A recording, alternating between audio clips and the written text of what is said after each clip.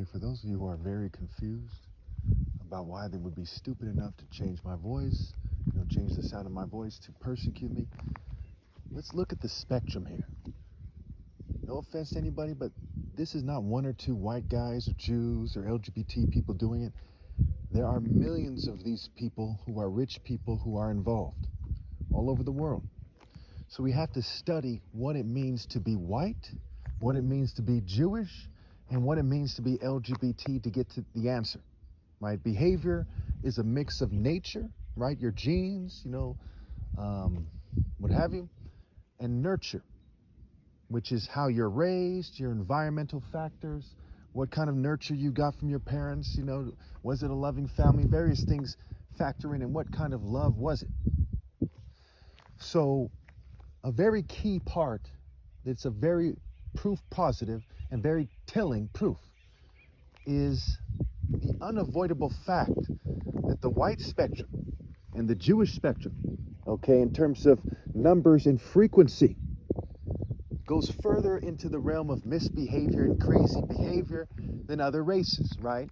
And it's not just extreme sports. Again, I'm not racist, I'm part white, but it is my dad's genes that are dominant, but I'm still part white, I'm not racist.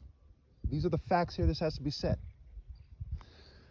Look at heavy metal, look at punk rock, look at freaks and goths and emos.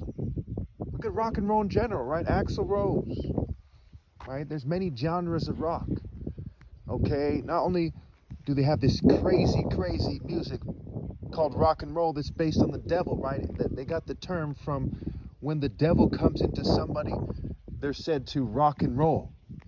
Look it up, I didn't make this up. It was like a Jewish person, a white-skinned Jewish person who I heard the idea from on YouTube, and I said, that guy's right. And I looked into it and said, yeah, that is the closest thing to an explanation of where they got the term rock and roll in a way that is, precise. Usually they have some kind of illogical kind of, BS explanation, but that is the true explanation. So when we look at the spectrum, we see that there's millions of white people acting very, very crazy, and it's accepted to a large degree by the mainstream society, right? They're not locked up immediately for exhibiting that behavior. They're like, what the hell?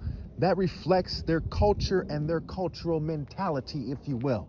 That's how they think. And I'm not trying to insult anybody, I gotta keep this video short, okay? So when we look at, say, movies like Boys in the Hood back in the day, Menace to Society, movies about gangsters, right? The villains in those movies are nowhere near as crazy as heavy metal people are, as rock and roll people are. So when we ask ourselves, why are they persecuting Christ? Why are they hooking everyone to a machine with artificial intelligence and spending trillions of dollars on it? Why are they fuming people and poisoning people? Okay, the simple answer is that the spectrum of white and Jewish genes goes more into the realm of crazy in terms of not just where it touches, right? The spectrum, like going all the way crazy, right? But the frequency. So therefore, when you get a bunch of rich people and you set the stage for only scumbags to be rich, what ends up happening? You get these crazy people who make Marilyn Manson seem sane, who are like serial killers who get dressed up and put on a role, who like people to make people suffer. Okay, rock and roll people quite often, goths, they tend to cut themselves more than other people. They tend to have all these piercings and tattoos that are quite ugly. They put on ugly face paint. They have ugly hair. Why? Because there's some kind of destructive monster that hates themselves and they hate other people, including their children. That is why the word Saturn is like the word Satan and not the word Zeus. Even though Zeus is said to be the king of the Greco-Roman deities, and the Bacchanalia very much connects to rock and roll. Dionysus, who rides the panther, and Hera is said to have her animal be the peacock. She has several animals. One is the peacock and another is the panther. The Dionysus, who's the deity of ritual madness, theater arts, etc., who's said to be a young Zeus, represents. But what's an old Zeus? What's a really old Zeus? A really old Zeus, I would argue, is Saturn. It is Satan. And after years of should have known better, he eventually consumes his own life essence as his ugly, evil, old demon deity. and he consumes the life essence of his children. And he sees it coming, and he raises his children to continue his spirit to do the same. The story about him swallowing his children often comes with, you know, they force him to swallow some kind of pharmakeia or poison or a rock, and he, you know, and they give him, and they do some kind of process, and he throws up his children, right? But the reality of the situation is they have not escaped.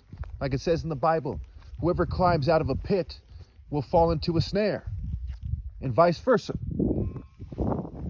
When you're in the Greco-Roman system, because there is no morally precise gate, there is no gate out, you are trapped in hell. Thus, the sun in hell is a crow sun, Cronus. And if we look at when it talks about how Hephaestus splits open Zeus's head with an axe, and out comes Athena. Well, Athena is the main deity in Athens, is the simple answer. And as such, she is very much a deity of child molestation. As the Athenians were so famous for child molestation, so were the Spartans, incidentally, that in the movie 300, the character that played King Leonidas referred to them as boy lovers of all people. So the person who's said to replace Zeus because of the deity of the crafts, Hephaestus, splitting open Zeus's head with an axe, is very much a deity of child molestation, just like Zeus. So these people who are being molested and having their children, you know, spiritually and physically and otherwise, okay, by Zeus, end up being molested by the followers of Athena. They didn't escape, you know, Saturn, right? Zeus molested them, and Athena, so to speak, figuratively speaking, molested them as well. Thank you.